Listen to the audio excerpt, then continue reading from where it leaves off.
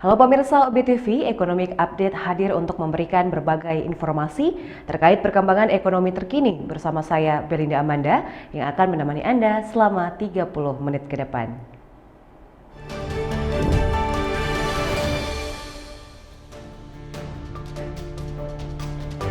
Rangkuman berita pemirsa yang pertama, nilai tukar mata uang rupiah kembali mengalami penurunan, tembus hingga Rp15.140. Selanjutnya pemirsa, Deco Rumah hadir menjawab kebutuhan akan produk home and living di Malang Raya. Beralih ke berita selanjutnya pemirsa, jaring lebaran PT Kereta Api Indonesia atau KAI membuka penjualan tiket kereta api jarak jauh mudik Hari Raya Idul Fitri per 26 Februari 2023.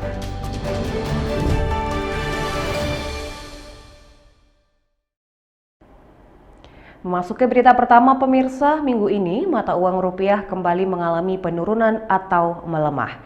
Berikut ini catatan sepekan di minggu keempat bulan Februari. Pada 20 Februari, kurs jual senilai Rp15.275 dan nilai tukar mata uang rupiah senilai Rp15.123. Pada 21 Februari 2023, kurs jual senilai Rp15.243 dan nilai tukar mata uang rupiah senilai Rp15.092.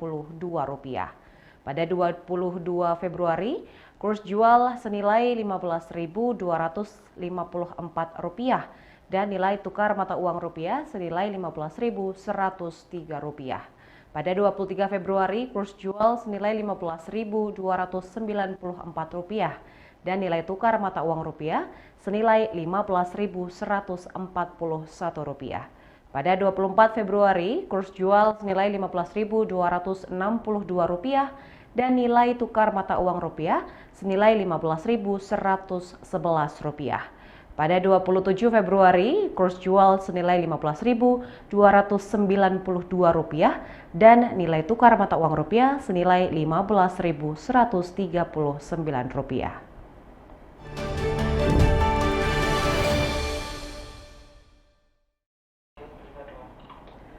Pemirsa, Presiden Joko Widodo meresmikan jalan tol Semarang-Demak, seksi 2 Sayung-Demak di Gerbang Tol Sayung, Kabupaten Demak, Provinsi Jawa Tengah pada Sabtu lalu.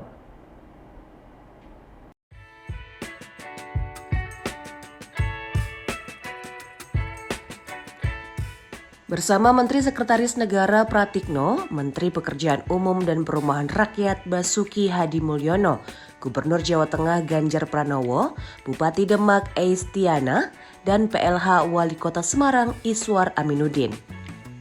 Presiden Joko Widodo meresmikan jalan tol Semarang-Demak, seksi 2 Sayung-Demak di Gerbang Tol Sayung, Kabupaten Demak, Provinsi Jawa Tengah.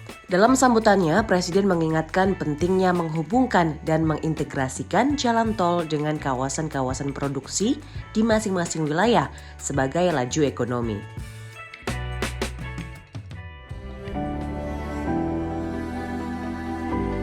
Dan dengan mengucap Bismillahirrahmanirrahim, pada siang hari ini saya resmikan jalan tol Semarang-Demak, seksi Sayung-Demak.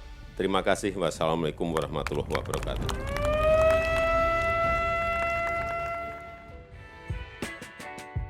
Dalam pembangunan ruas jalan tol Sayung-Demak sepanjang 16,1 km ini menghabiskan biaya sebesar Rp5,9 triliun. Keberadaan ruas jalan tol tersebut memiliki sejumlah manfaat, salah satunya dapat meningkatkan efisiensi transportasi logistik. Presiden mengatakan bahwa jalan tol ini menyambungkan, mengintegrasikan dengan kawasan-kawasan produksi yang ada di wilayah masing-masing, baik dengan kawasan industri, kawasan pertanian, kawasan perkebunan, dan kawasan pariwisata. Selain efisiensi transportasi logistik, Presiden Jokowi mengapresiasi pembangunan ruas jalan tol Sayung-Demak dapat bermanfaat sebagai tanggul laut untuk mengendalikan banjir di wilayah tersebut.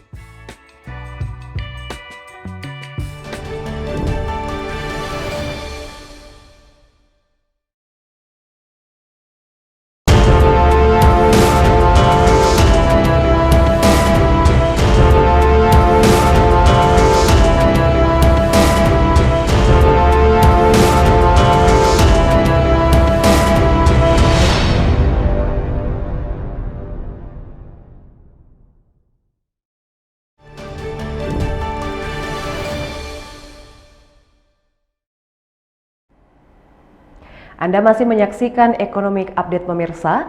Menjadi kota terbesar kedua di Jawa Timur, Malang menjadi lokasi yang dipilih oleh pengembang interior untuk menjawab kebutuhan akan produk home and living. Kini hadir Dekoruma sebagai perluasan jangkauan ke berbagai kota di Indonesia.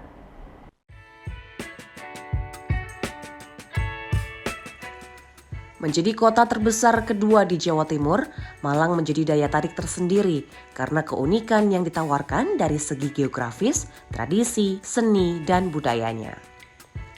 Kini hadir Dekoruma sebagai perluasan jangkauan ke berbagai kota di Indonesia. Dekoruma menjawab kebutuhan akan produk home and living ke lebih banyak masyarakat. Dekoruma kembali melebarkan sayapnya dengan membuka showroom ke-23, yakni Dekoruma Experience Center Malang, yang merupakan Dekoruma Experience Center pertama yang hadir di Kota Malang. Berlokasi di Jalan Borobudur nomor 21 Mojolangu, Kota Malang, bangunan ini terdiri dari 2 lantai dengan luas bangunan lebih dari 800 meter persegi yang menghadirkan berbagai pilihan furniture, aksesoris, serta inspirasi ruang dengan ciri khas gaya Japandi.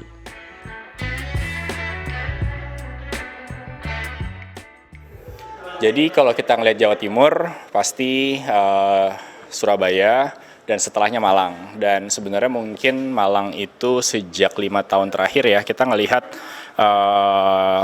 berkembangnya cukup pesat karena bukan cuma Malang, sebenarnya ada Batu, Bromo, mungkin dulu Bromo cuma ada, waktu saya datang ke Bromo tuh dulu cuma ada Banana Inn, sekarang hotelnya yang bagus juga udah banyak gitu. Jadi kita ngelihat ekonomi Malangnya ini benar-benar berkembang pesat mungkin dalam 5-8 tahun terakhir, dan kita ngelihat pangsa pasarnya di sini ada ya, bukan cuma untuk rumah gitu, tapi kita juga menyediakan perabot furniture untuk kafe, hotel, kantor, dan di situ dimana kita ingin memberikan opsi kepada warga Malang.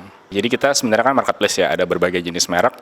Cuman yang paling banyak di sini itu dari merek Home Studio. Itu yang mungkin bisa dibilang 90% itu actually produksi dari Indonesia, furniture. Jadi mungkin perbedaannya kita dengan toko furniture yang lain, mungkin yang lain itu 90% buatan luar negeri, tapi di Dekoruma 90% itu malah actually produksi dalam negeri. Gitu, dan yang ngedesain sebenarnya juga teman-teman di kantor, dan kita bekerja sama dengan pabrik, supplier, teman-teman desainer gitu. Jadi benar-benar kita pengen mengembangkan produksi dan industri furniture Indonesia.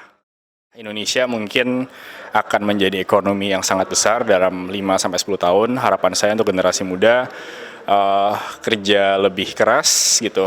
Memang beberapa hal lebih mudah gara-gara ada internet dan lain-lainnya. Cuman sebenarnya persaingan itu semakin berat ya.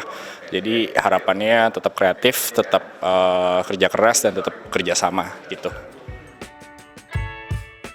Mengangkat tema Japandi yang merupakan konsep kombinasi filosofi Jepang dan Skandinavia, serta mengusung gaya hidup esensial, Dekoruma berfokus terhadap pemenuhan kebutuhan hidup dan efisiensi. Selama periode opening Dekoruma Experience Center Malang, pengunjung dapat menikmati enaknya berbagai opening promo, mulai dari promo furniture, perlengkapan hunian, serta proyek desain interior. Beralih ke berita selanjutnya, pemirsa, komoditas pangan di Jawa Timur saat ini mengalami penurunan secara signifikan. Namun harga bawang putih harus mengalami kenaikan sebesar 1,17% atau Rp30.250.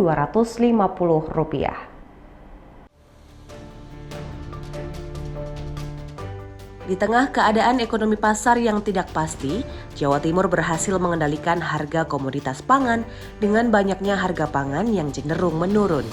Menurut hargapangan.id, harga pangan mengalami penurunan, seperti beras saat dibanderol dengan harga Rp12.200 per kilo, sedangkan untuk minyak cenderung stabil. Selain itu, harga pangan lainnya seperti cabai merah keriting seharga Rp29.300 per kilo, yang sebelumnya Rp32.900 per kilonya. Telur ayam ras segar di harga Rp26.000. Namun harga bawang putih rata-rata di Jawa Timur mengalami kenaikan sebesar 1,17% atau Rp30.250 dalam pekan ini. Pemirsa, kejuaraan dunia perahu motor Formula atau F1 Powerboat Danau Toba menjadi salah satu alternatif kebangkitan ekonomi daerah. Joko Widodo, presiden kita, datang untuk menyaksikan dan juga secara resmi membuka kegiatan tersebut. Puluhan ribu orang tumpah di Pelabuhan Mulia Raja Napitupulu, Balige, Kabupaten Toba, Sumatera Utara.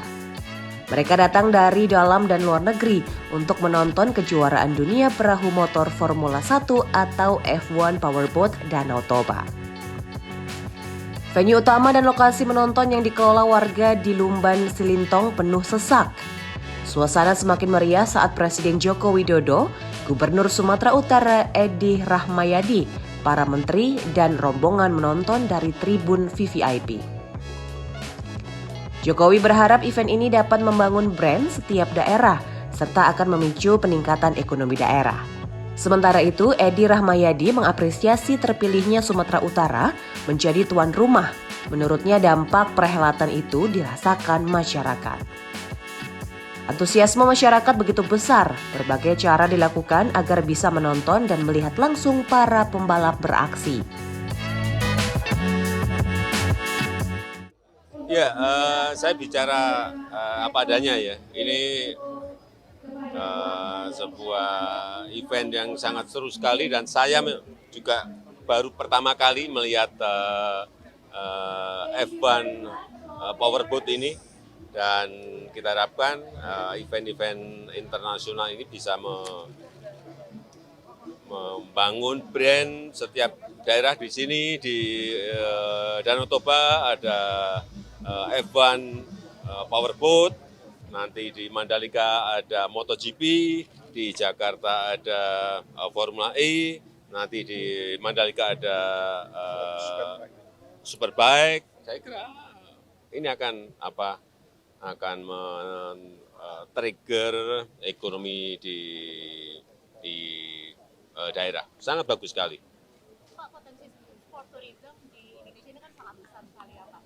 Apakah ada misalnya event-event yang akan dilaksanakan di destinasi seperti yang mulai di lain dari Danau? Ya semua kita jajaki karena akan membawa brand-brand kuat seperti F1 Powerboat ini juga tidak mudah. Kita juga ingin menarik Formula One untuk juga masuk ke Indonesia mungkin tahun depan. Ini baru penjajakan, baru menyiapkan tim untuk menuju ke sana. Pak, ada kemungkinan nggak Pak nanti akan ada pembalap atau tim Indonesia dapat ikut di F1? Ya pada tahapan-tahapan selanjutnya mesti seperti itu. Misalnya MotoGP, kita mau tidak mau juga karena sudah rutin pasti akan menyiapkan. Di sini juga sama kayak F1 Powerboat ini juga sama. Kalau nanti beberapa event kita akan bisa memiliki tim seperti yang tadi kita lihat. Tapi paling tidak ini bisa memberikan event besar pada destinasi wisata super prioritas di negara kita. Pak, kalau tentang infrastruktur dan akomodasi di sini juga sangat terbatas. Bahkan ada beberapa penonton yang berkemah di sini Ya. tidak mendapatkan akomodasi. Ya, oleh sebab itulah yang tadi saya sampaikan akan men-trigger pertumbuhan ekonomi. Kalau ini ramai terus seperti ini, nanti dalam 1, 2, 3 akan muncul pasti pembangunan hotel baru karena memang dibutuhkan. Kan ada restoran-restoran baru, akan muncul pertumbuhan ekonomi di daerah-daerah wisata super prioritas. Sementara itu, Bartek Marzalek, juara F1 H20 Toba, juga sangat menikmati balapan di Danau Toba. Dalam keterangan di laman resmi F1 H20, ia mengatakan antusiasme masyarakat di pinggiran danau sangatlah besar yang membuat dirinya merasa memberi kekuatan ekstra, merasa jauh lebih baik dibalik kemudi kapal. Bartek mengalahkan semua pembalap di putaran ke-18 dan berhasil mengumpulkan 20 poin. Urutan kedua ditempati Sami Seilo dari United Arab Emirates dari Sharjah Team. Juara ketiga Eric Stark juga dari Uni Emirat Arab.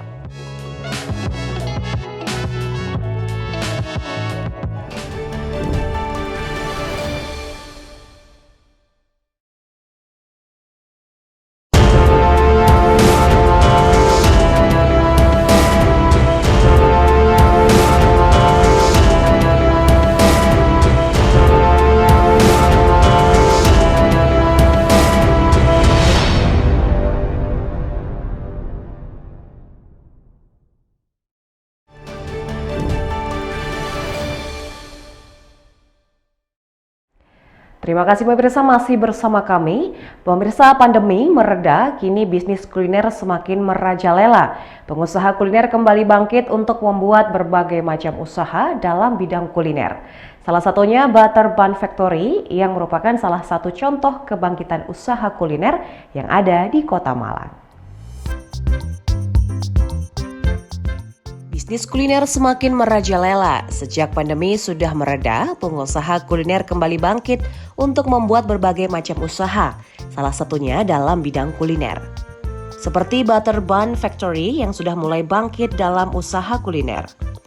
Bisnis ini baru saja membuka offline store sejak bulan Januari 2023 setelah pandemi mereda. Owner Butter Bun Factory mengatakan bahwa sebelumnya sudah menerima pre-order secara online. Akan tetapi, kondisi meredanya pandemi meyakinkan owner untuk membuka offline store. Marketing usaha kuliner yang baru ini tetap menggunakan media online sebagai perantaranya. Dengan digitalisasi, owner mengatakan bahwa pelaku bisnis dapat memiliki akses pasar yang lebih terjangkau dan juga meluas. Untuk promosi dari usaha kita yang sebagian besar saya memang masih melalui online dulu. Jadi pertama kali buka itu kita masuknya di online dulu melalui Instagram, Facebook, terus habis itu dari TikTok juga kita baru mulai lagi.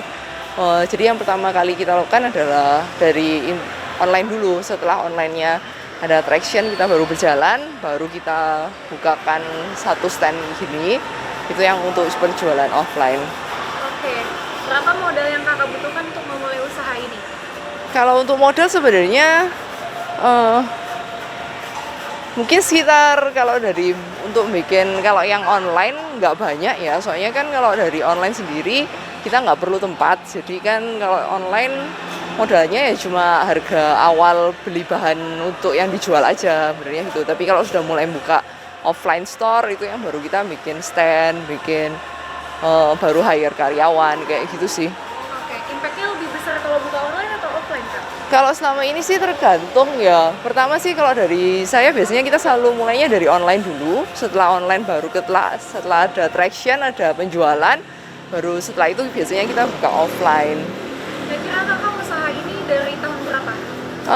Butter Bun ini benar-benar masih baru. Untuk online-nya kita baru buka mulai Januari. Kalau offline-nya kita baru buka 1 Februari barusan. Oke, apakah kakak membutuhkan karyawan untuk menjalankan usaha ini? Kalau karyawan ya, kalau ada offline-nya pasti sudah ada yang jaga di sini, dan kebetulan konsepnya yang di sini kan kita juga sama masak, jadi saya butuhnya karyawan yang juga bisa sekalian masak di sini. Bisnis kuliner ini menjadi salah satu inovasi dalam usaha kuliner dengan menyajikan roti lapis berbagai varian, mulai dari asin hingga manis. Selain itu, Butter Bun Factory juga membuat menu set atau bundling dalam strategi penjualannya untuk menarik pembeli. Dengan pembelian set atau 3 roti lapis ini, inovasi dan strategi yang digunakan oleh Butter Bun Factory ini layak dijadikan contoh untuk usaha kuliner lainnya. Pemirsa, menjelang Lebaran, PT Kereta Api Indonesia atau KAI membuka penjualan tiket kereta api jarak jauh mudik Hari Raya Idul Fitri 2023 diawali dari keberangkatan Stasiun Gambir dan Pasar Senen.